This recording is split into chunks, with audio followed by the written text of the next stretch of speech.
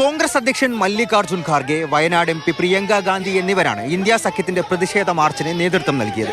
ഞാൻ അംബേദ്കർ, അമിത്ഷാ മാപ്പ് പറയണം, രാഹുലിനെതിരായത് കള്ളക്കേസ് തുടങ്ങിയ പ്ലക്കാർഡുകളും പോസ്റ്റുകളും ഉയർത്തിയായിരുന്നു പ്രതിഷേധം. പാർലമെന്റ് കവാടത്തിൽ പ്രതിഷേധത്തിന് വിലക്കേർപ്പെടുത്തിയ സാഹചര്യത്തിലാണ് വിജയ് ചൌക്കിൽ പ്രതിഷേധിച്ചത്. മുദ്രാവാക്യം വിളികളുമായി പ്രതിപക്ഷം പാർലമെന്റിലേക്ക് നീങ്ങി.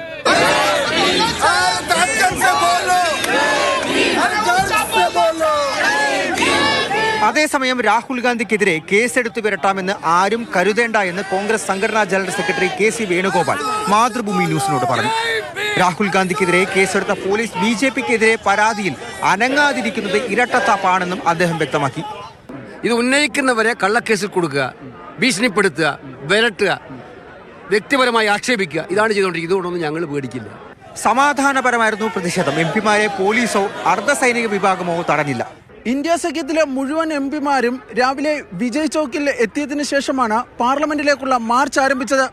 പാർലമെന്റ് വളപ്പിനുള്ളിൽ പ്രതിഷേധങ്ങൾക്ക് ചില നിയന്ത്രണങ്ങൾ ഏർപ്പെടുത്തിയിരുന്നു. എന്നാൽ ഈ നിയന്ത്രണങ്ങളെല്ലാം അവഗണിച്ചുകൊണ്ടായിരുന്നു MP-മാരുടെ മാർച്ച് പുരോഗമിച്ചത്.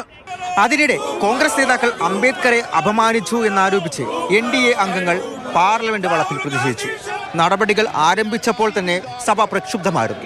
ഒരു രാജ്യം ഒറ്റ തിരഞ്ഞെടുപ്പ് ബില്ലിനുള്ള സംയുക്ത പാർലമെന്ററി സമിതി പ്രമേയം അവതരിപ്പിച്ച് ശീതകാല സമ്മേളനം അനിശ്ചിതകാലത്തേക്ക് പിരിഞ്ഞു. അദാനിയിൽ തുടങ്ങി അംബേദ്കറിലൊടുങ്ങുന്ന രാഷ്ട്രീയ വിഷയങ്ങൾക്കാണ് ഇത്തവണത്തെ സഭാ സമ്മേളനം സാക്ഷ്യം വഹിച്ചത്.